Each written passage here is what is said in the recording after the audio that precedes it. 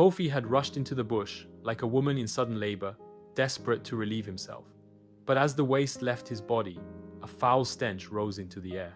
Turning to look, his eyes froze. There on the ground lay a dead rat. His voice shook as he gasped. How can this come out of me? An animal, hiding in a human body. From the day he was born, poverty was his inheritance. Not the kind you could escape by working harder, but the kind woven deep into the bloodline. His father was poor. His grandfather was poor. His great-grandfather was poor. It was as if an invisible chain wrapped itself around their family, dragging them down generation after generation. His house was rat-infested, though he never knew where they came from. Strangely, no one else in the neighborhood ever complained of rats, only him. The more he tried to kill one, the more they multiplied. At night, he dreamed of his wallet being stolen, of himself walking in rags, of strange visions of loss, shame and disgrace. In particular, his dreams were a den of rats.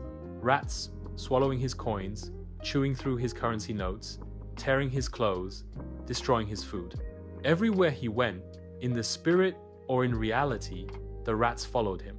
Some people liked him, yes. He had a good heart, a warm smile. But somehow, every hand that tried to lift him ended up pulled down. Helpers lost money, friends lost valuables. It was as if an unseen force whispered, "Let him remain where he is." Even the poor in his community laughed at him, saying, "Ah, you are poorer than us." One warm evening, the wider community gathered for a lively get-together. The rich aroma of sizzling fried meat and smoky jollof rice drifted through the air, wrapping the gathering in the promise of laughter and shared meals. And laughter echoed under the dim lights. When his turn came, a plate of rice was placed before him. No meat, no fish, just plain rice, dry, uninviting. He cleared his throat politely. "Please, can I have some meat?" The woman serving didn't answer. She simply reached over, took the plate from his hands, and said, "Beggars have no choice." The words hit him like a slap. Around him, people chuckled. He walked away slowly, his stomach empty, but his heart even emptier.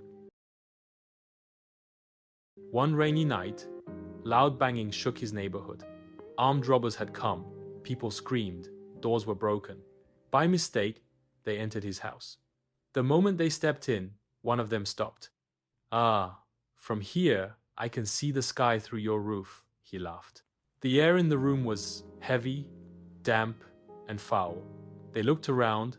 They saw an old black and white TV with missing knobs, a radio held together by tape, a single bed with a worn blanket, a torn sofa with foam sticking out, a cooking pot blackened with years of fire. One of them sneered, "This man is so poor, even poverty pities him." So they offered him some new items like blender, cooking pots, and a bag of clothes they had just stolen from another house. "No," he said quietly, "I don't take what's not mine." That answer angered them. Too proud for stolen goods, eh? They began smashing his few possessions, breaking the TV, tearing the chairs, kicking the pot into pieces, until the little he had was less than nothing. He became poorer. When they left, he sat in the darkness, the sound of the rain dripping through the holes in his roof, his tears mixing with the puddle on the floor. A few weeks later, a flyer fluttered across his path. A 3-day power crusade. Theme: Jesus still delivers. He was about to walk past, but a quiet voice in his heart urged, "Pick it up and go." On the first day, he stood at the back, listening quietly. On the second day, he moved closer, pouring out his heart before God. On the third day, as the preacher's voice thundered through the loudspeakers, "Strong man of affliction, loose your hold and release your captives, now, in Jesus' name." He felt heat rise in his chest. Sweat poured down his face. Suddenly, a strange pressure built inside him. His stomach twisted violently. He couldn't hold it. Embarrassed, he ran towards the nearby bush. Kneeling behind the thick grass, he began to relieve himself, but then he froze. A stench so foul rose up that it made him cough. He turned to look, and what he saw made his blood run cold. Lying in the grass was a tiny dead rat he had just expelled, its filthy fur stuck with waste, eyes hollow and lifeless, tail twisted like a rope, and a terrible smell of rot filling the air. For a moment, his mind couldn't make sense of it. Then a voice deep inside whispered, "This is the strong man of your affliction. It is finished."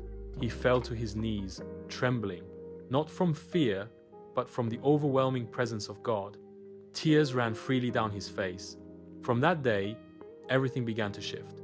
His roof was fixed by a good Samaritan. People began to help him. His room stayed clean, the air felt lighter, and new opportunities came.